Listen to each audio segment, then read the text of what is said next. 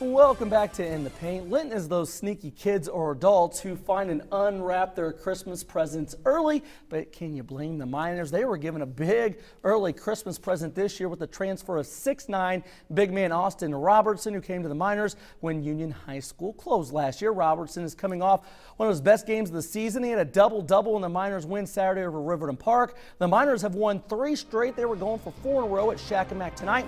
Miners aggressive on the defensive end. They get the steal.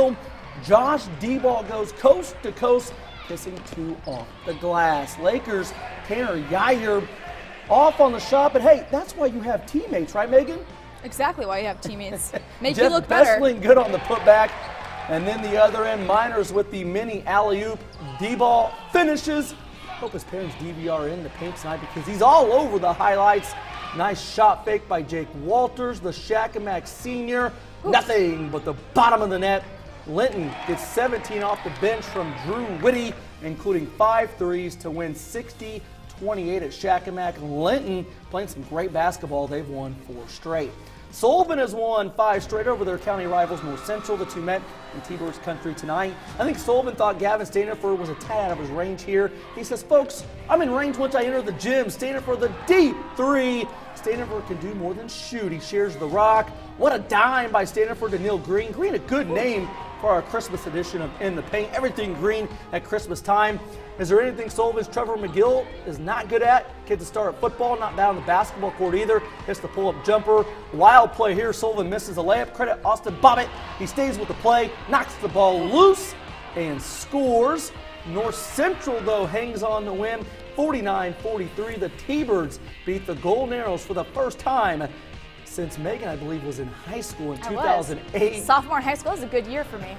T-Birds pick up their first win over Sullivan since 2008. Megan. Now, I mean this in the best way possible, because Pat Rady kind of reminds you of most grandpas at Christmas time. Usually everyone is excited to see Grandpa. She wrote that on her own, Coach. I promise you I did. Not only because he's the wisest and has the best stories, but you also know that if you play your cards right, you're probably getting a present. While many enjoy seeing Coach Rady's team play this season because the Clovers are loaded with talent. The 4-2 Clovers hosted Monrovia. Now, this guy is fun to watch. Cooper Neese. He's only a sophomore. Look at the change of direction. He pulls up in the lane and hits the jumper. And Cloverdale razzled Monrovia with a diamond and 1 press. Look at how hard they're trapping. KJ Coleman played a huge role in it. He had 6 of their 8 points in the opening 3 minutes of the game. He finishes that layup. And look at the hustle on this next play by Neese. Great save. And KJ Coleman is there again to finish it off for the Clovers. Cloverdale got up 17-2. And if you're Monrovia, you can't leave a shooter like Cooper Neese that open. Right here, he's going to step up and drain the 3 for the Clovers. And Cloverdale goes on to beat Monrovia 61-52. KJ Coleman finished with 21 points and Neese finished with 18. Rockville was looking for win number 4 on the season. The Rocks were at South Putnam. Keontre Wilkie was an absolute pest on defense. No one wants to play against that. And the senior made lives miserable tonight. He had 5 steals. Most of them ended like this. He finished with 18 on the night. But South Putnam did respond. Here's South Putnam's Jacob Schroer. He's too open off the inbounds play. Knocks down the 3. But the Rocks kept a safe distance from the Eagles. And they did that through tons of second chance points. Here's Lance Hopkins with the rebound putback. Rockville leads by 17. And Wilkie came to play tonight. Here he is knocking down the 3. He finished, like I said before, with 18 on the night. And Rockville goes on to beat South Putnam 56-44. Now, North Knox has to feel like that kid on Christmas morning that opens his presents and doesn't exactly get the big gift he wanted. The Warriors are a pretty good team. They're ranked 16th in the Class 2A polls, but thanks to a tough schedule, the Warriors know they are a lot better than their 4-3 record shows.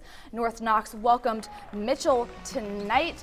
Here's Christopher Grayman, who has been a great scorer this season for the Warriors. Look as he finishes on the right side and 1. They take a 2-point lead. Here's Grayman again, this time dishing it off baseline to Jordan Muir. And the bank is open tonight in Bicknell. North Knox goes up 5. Ball here almost gets stolen. Muir saves it. He drives the lane and dishes to Caden Fields, who knocks down the 3. And North Knox goes on to beat Mitchell 58-46. Vincent's Reveille has won 3 straight. The Patriots were at home facing Pike Central. John Anderson hits Lance Lane on the handoff pass. Lane drives and finishes with contact and 1. Reveille trails by 6. Look at Reveille's Tanner Thomas driving through traffic to finish at the hoop.